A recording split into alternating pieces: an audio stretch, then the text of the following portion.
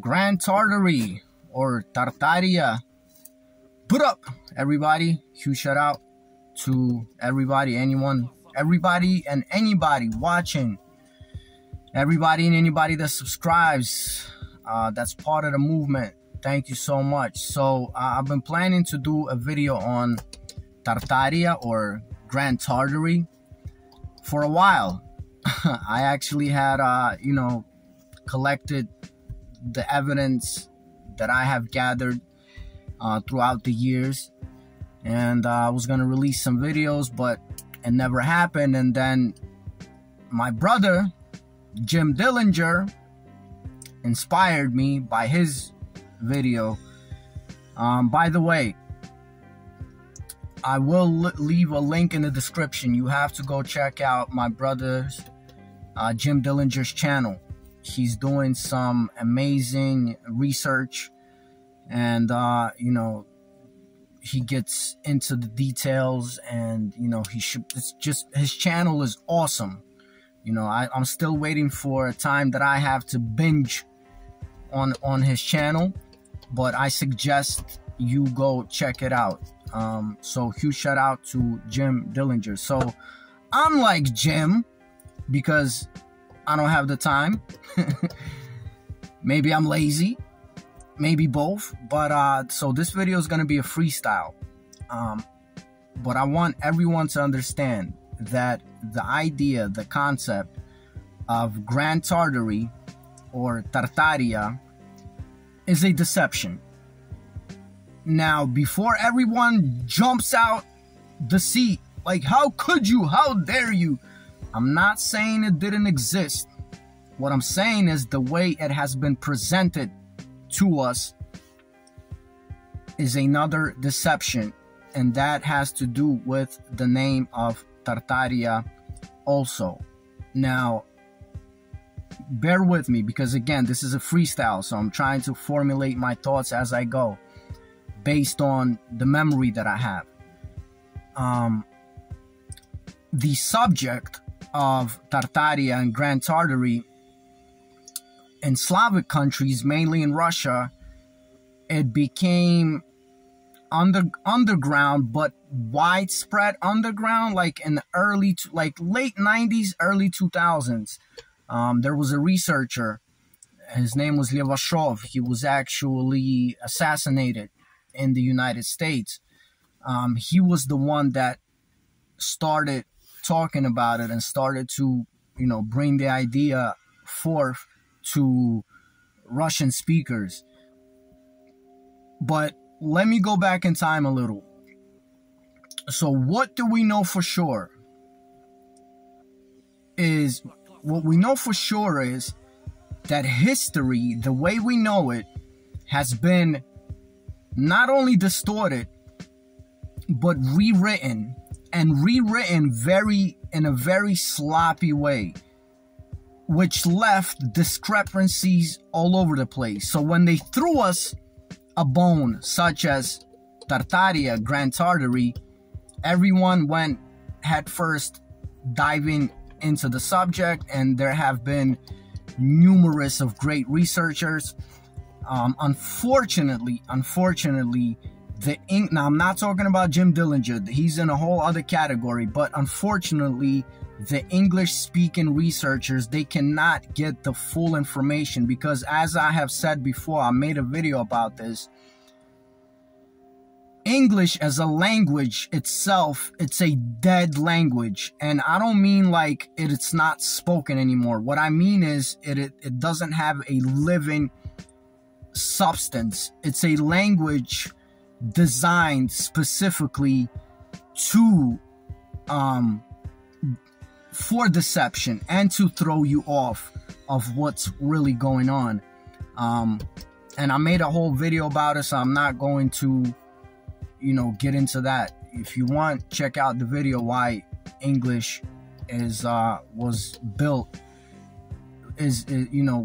designed to throw you off of what's really going on. What else do we know for sure? We now know for sure, based on independent archaeologists and independent historians, if you will, that there was some sort of a cataclysm that happened in or around 1812. The reason I say in or around 1812 is, again, because the way the calendar, the way the years have been presented to us is also, it's also distorted. And you can look into any ancient culture around the world, you know, they start their calendar, you know, much earlier, and that's why I'm saying, you know, in or around. But let's say in or around 1812, some sort of great cataclysm happened, and what it looks like is that this cataclysm was man-made, which caused, you know, mudslides. My brother Jim Dilinger talked about this. A lot of other researchers talked about this. It caused worldwide mudslides. Now, the key term here is worldwide. And the way it has been presented is that Tartaria, or Grand Tartary, it is or was situated in one particular part of the world, and there's a reason why. But this cataclysm, it affected the majority of the world and the majority of the northern hemisphere of the world, and that is also very important. Now, why did I say that this idea of Tartaria and Grand Tartary is a deception? I remember, obviously, I heard about it in the early 2000s, you know, from, like I said, from this researcher, Lev Ashrov, and I wish there were English language videos and books, but there are none, because otherwise I would point you to them. But I remember when finally the idea of Tartaria and Grand Tartary made its way to the West. It was around 2012, if I'm not mistaken, that these maps, you know, surfaced, and you know, people were like, well, I thought I learned geography, I thought I knew history. And I remember specifically Googling Tartaria back then. This was like 2012, 2013, and the search results actually read that there was such a country, kingdom, what have you, as Tartaria, or aka Grand Tartary. Now, I went back to Googling it and searching it some years later. This was like 2014, 2015, and now it reads that this is a conspiracy, and this, like, you can Google it yourself. You see, all of a sudden it doesn't, you know, it never existed. It's just a conspiracy theory. There was something here and something there, and all of that is technically done to throw you off. So going back to this man-made cataclysm. Now, how do we know this cataclysm happened? Is because, again, these independent archaeologists, especially like in Russia and Ukraine, have witnessed, and not only because you know, there's independent archaeologists all over the world, and all over the world we are seeing the same picture, that buildings have levels buried underground. Levels, we're talking 2, sometimes 3 stories, 3 levels underground, where you're walking by a building and a half of a window is sticking from under the ground. So, you know, these diggers and these archaeologists, they started digging, they started going under cities, and they're seeing this phenomena all over the world. You know, from Moscow to Chicago, to Vladivostok. Like this, you know, this phenomena is all over the world. So we can for sure say that something happened in 1812. And then whoever caused this cataclysm, because I won't even be afraid to say is that such a cataclysm was caused by some nuclear or atomic weaponry, where they wanted to make sure that they burn the evidence, if you will, the remnants, if you will, of the old world. And then they started to rewrite history. But the way they rewrote history, as I said before, was very sloppy. There was, discrepancies everywhere. What have I learned and noticed by studying this subject for well over a decade is, first of all, in the name Tartaria, if you translate the word Tartar into ancient Greek, it actually means hell.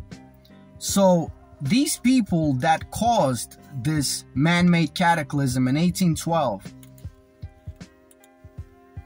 they knew they had to formulate a new world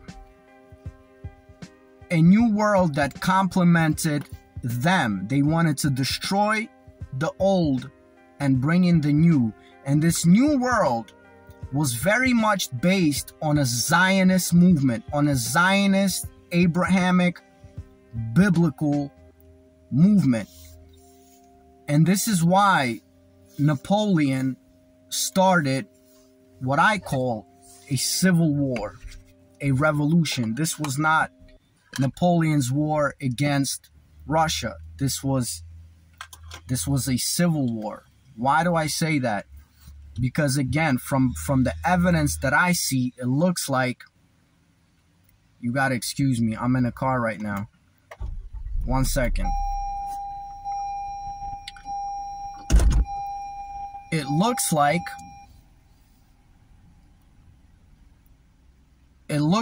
that there was this Grand Tartary and Grand Tartary or Tartaria.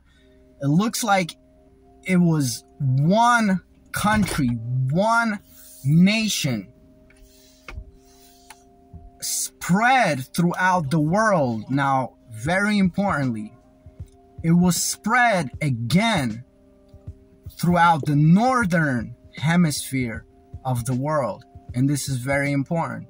Why do I say that? I'll tell you in a second why I'm saying that. So these people, again, I'm talking about they, call they, them, whoever you want. Call them the Illuminati, call them free, call them whatever you want. We probably don't even know what they're called. The folks that run this show. So they knew that they had to rewrite history and formulate the world in their Zionist movement. Now, if you notice by official history, this is when the Zionist movement actually started. In the mid-1900s, this idea of Israel. So what they had to do is they had to find the center of this new world that they wanted to design and instill into people's minds, into new generations of minds. So biblically, there is a heaven and there's a hell. Heaven is the beginning and hell is the end, but there's a rebirth cycle. So if you look at ancient Greek, the word Tartar means hell. So what they, and this is actually what's interesting, is that the idea of Tartaria also started surfacing, you know, all these maps and everything like that, also in the mid-19th century, when this whole, you know, restructuring of the world started. So what they thought to themselves is, I don't know what they thought to themselves, but I'm thinking that's what they thought to themselves, that instead of starting with hell, they will start with heaven and what was the original center of the world before 1812. And if you look at what the center was, it was in the areas of Siberia, to which they're telling us now Tartaria was. But what they did is they named the old heaven into hell, Tartar, Tartaria. So they wanted to base their capital over there. Why? Because even if you look at official history, these people, whoever they are, it's always been easy, not easy, but fairly easy for them to subjugate most of the world, except the Slavic countries. For some reason, and I'm not being biased because I am Slavic, before I even found the whole subject of Slavic people and Slavic culture, I looked all around the world until I was introduced to my own culture, Slavic culture, in 2006. So even if you look at the Byzantine Empire trying to attack Rus, or the Khazarians attacking Rus, or Napoleon going towards Russia, or Hitler going towards, it was always something about that part of the world.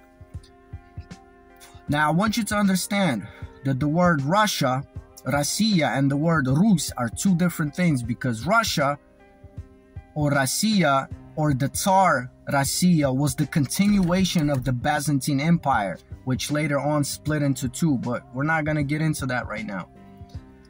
So they thought to themselves, we're going to move the center of our new world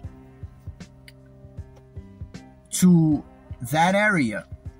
Afterwards, realizing they're not going to be able to do that, because first of all, the people over there, they don't just lay down like that.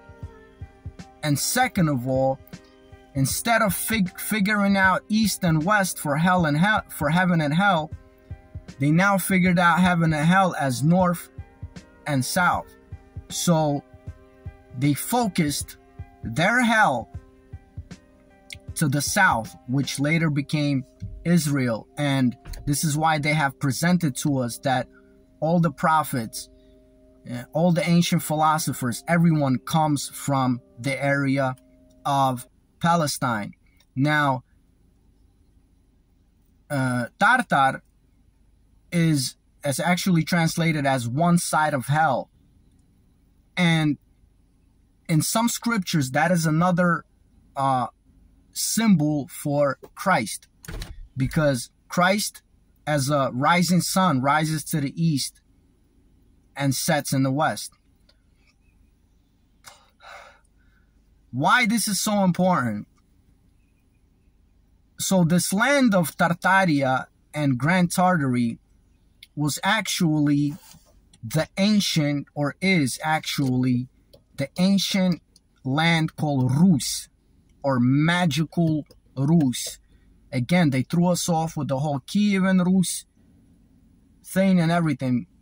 Why am I so sure about this? Because the most archaeological monuments come from that territory. My brother Jim Dilinger mentioned something about his research about Siberia. I haven't watched it yet. I will, Jim. But numerous independent archaeologists have found megaliths. I'm talking mountain looking like megaliths in Siberia with ancient Slavic runas and symbolism that, go watch Jim Dillinger's video again, that for some reason can only be seen from far above. So I started to put all the pieces together. the idea of Atlantis and the idea of Sumeria and the idea of there was another one, I forget. But as there was Atlantis, there was Hyperborea or Hyperborea, people that came from the north, from what now we know as the North Pole. As these people migrated, they migrated into the area of modern day Siberia and going all the way, you know, towards like Ukraine, because again, most of the archaeological monuments are found in those areas. Most of the scriptures, something they don't want you to know about. So Grand Tartary and Tartaria is actually the magical Rus. Why is this so important? Because this Rus stretched as one land, one nation throughout the northern hemisphere. Because there are evidence, even in the names of the United States, such as name as, for example, like Nevada. Right now, if you look it up, they say Nevada because, you know, the snowy mountaintop is translated into Spanish. Nevada is a freaking desert, man. But if you translate it into a Slavic language, Nevada, no water, it's a desert. It makes sense.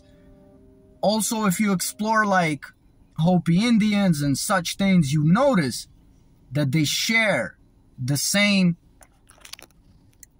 One second.